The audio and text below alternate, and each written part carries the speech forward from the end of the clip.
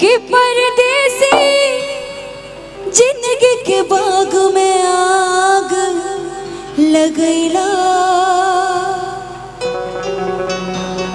हम तो के खुदा मन नी तू हमके भूलैला। लड़के कहने कि हम भगवान से भी ज्यादा बढ़ के आपके प्यार करेंगे, लेकिन कहे और वजह का रहे पूरा बात एक गाना में बात। परदेसी जिंदगी के बाग में आग लगैला। हम तो के खुदा मन नी तू हमके रोइला। दुनिया के सोझाल का के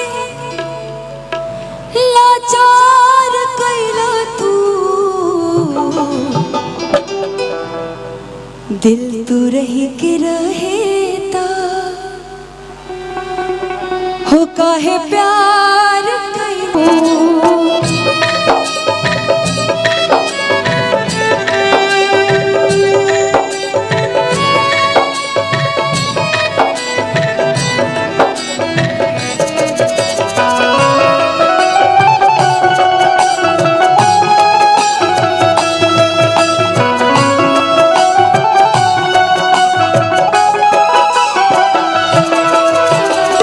और अंततः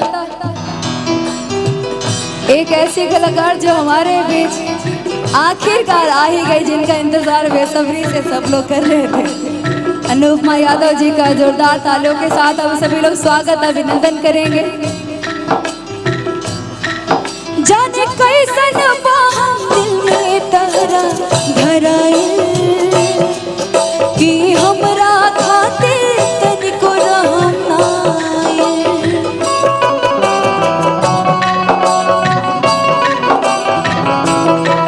जाने कैसन बाहम दिल में तहरा धराए कि हमरा खातिर तनिको रहम ना आए। सही कितना बात बताने, सही कितना बात बताने, सब इनकार कैला तू। वो कहते थे मुझसे प्यार बहुत करते, वो कहते थे मुझसे कि प्यार बहुत करते हैं, लेकिन जब भी मैंने पूछा वो इनकार भी बहुत करते हैं। न जाने कब किस बात पे खफा वो हमसे हुए, और मुझे ये लगता है कि आज ये वो मुझसे प्यार करते हैं। कि दिल तू रही के रहेता, दिल तू रही के रहेता, काहे प्यार कैला तू।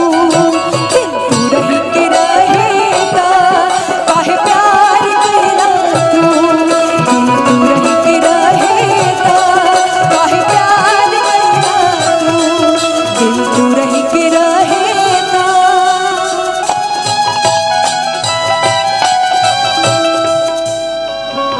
कि दिल तू रही के रहेता,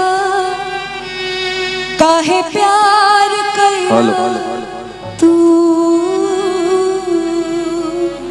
बहुत बहुत शुक्रिया, थैंक यू। अब